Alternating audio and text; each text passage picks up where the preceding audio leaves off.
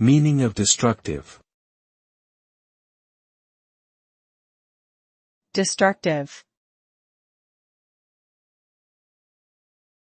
Destructive. Destructive. Destructive. The term destructive refers to actions or behaviors that cause harm, damage, or destruction.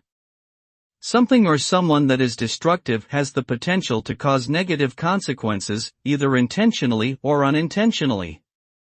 Destructive actions may include physical violence, emotional manipulation, or vandalism. In the context of relationships, a destructive partner may undermine the self-esteem of their significant other or engage in infidelity.